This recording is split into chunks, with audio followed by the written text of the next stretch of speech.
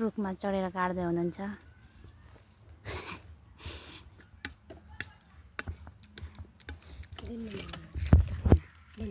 मेरो भेना चाहिँ वहाँ माथि कि यहाँ के भन्छ अरे नाना कहाँ आउनुभएको छ अरे ससुराले आउनुभएको छ अनि रुखमा चढ्न पठाएको। यति टाढाको रुखमा चढेर घाँस काट्दै हुनुहुन्छ कि अनि यहाँ बर्थडेको हालत हेर्नु त यहाँ यस्तो मजाले बसेर हेर्नुहुन्छ यहाँ हेर्नु त कति आनन्द हो। बिचरा मेरो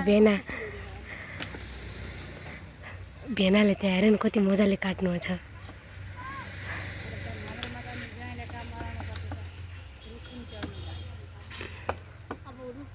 यति ठुलो रुखमा चढ्नुभएको छ भेना।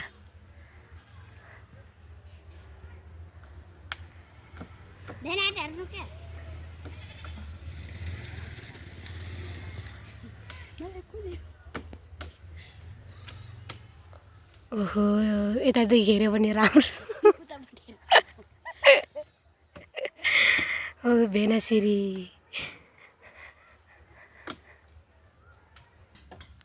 दुई बहिनी यहाँ मजाले बसेछौँ, तीन बहिनी। अनि त्यस भेनालाई हेर्नै उहाँ माथि चढेर मजाले काटिबस्नुभएको छ। हाम्रोतिर जय एउटा रुख चढाउँछ भनेर भनेको थिएँ, पत्याउनु भएको थिएन। अनि साँच्चै चढाइदिनु भयो।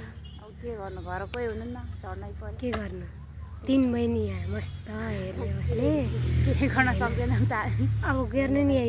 यो हामीले यो धेरै ठुलो हेल्प गरेको हेरेर पनि। भेना चाहिँ माथि चढेर यति माथि छ, यति माथि। त्यहाँबाट माथि हल्ले त नजानु है। ओइ अब कहाँबाट के गर्नु, के अनुहार गतिलो भएको फोटो पनि गतिलो आउँछ। पोजिसन मिलाउँदा पनि भन्दैन कस्तो थाहा। यसरी हल्ले क्या काट्ने मिलाउने। भेनाको अब घाँस झार्ने प्रक्रिया सकेर अब झर्ने प्रक्रियामा हुने, आफू झर्ने प्रक्रियामा हुनुहुन्छ, झर्दै हुनुहुन्छ।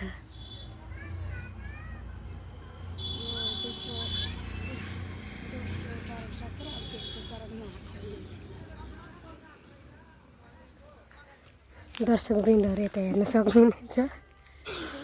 उहाँहरूले चाहिँ भेनाले घाँस झार्नुभएको हेरेर सहयोग गर्नुभएको छ। भेना झर्दै हुनुहुन्छ है। यति ठुलो रुखमा चढ्नुभएको छ, यति